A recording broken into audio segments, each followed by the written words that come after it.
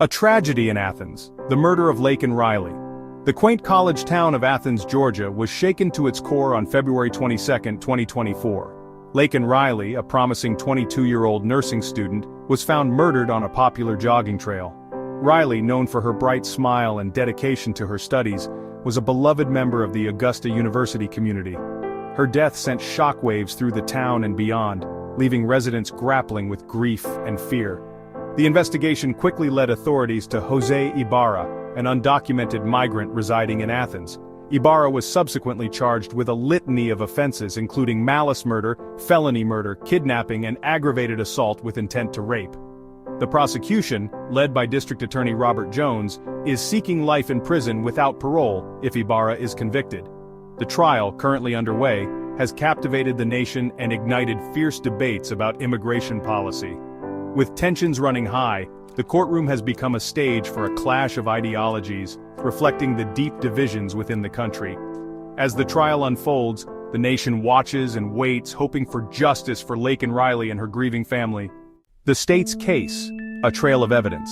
The prosecution has presented a compelling case against Jose Ibarra, meticulously laying out a trail of evidence they argue undeniably links him to Laken Riley's murder. At the heart of their case is DNA evidence found under Riley's fingernails, which the prosecution says matches Ibarra's DNA profile. This crucial piece of evidence suggests a violent struggle took place. Further solidifying their case, the prosecution presented Ibarra's thumbprint, allegedly found on Riley's cell phone. Video footage obtained from a nearby security camera, according to the prosecution, shows Ibarra disposing of items in a dumpster.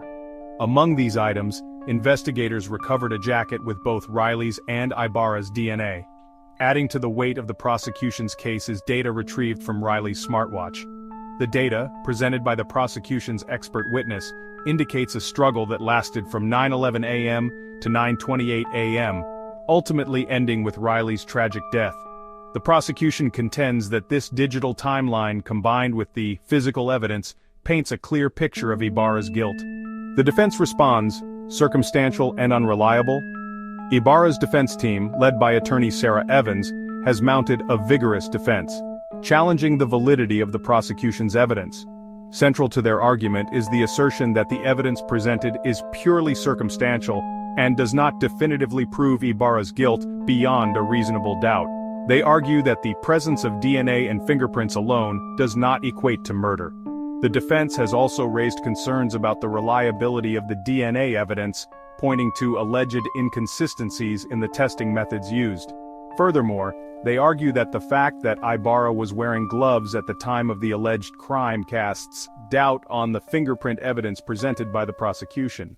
Addressing the video footage, the defense argues that it is inconclusive and does not clearly show Ibarra disposing of any incriminating evidence.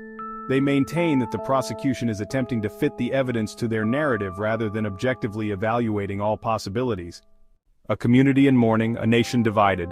The Laken Riley murder trial has reverberated far beyond the courtroom walls, deeply impacting the Athens community and fueling national debates.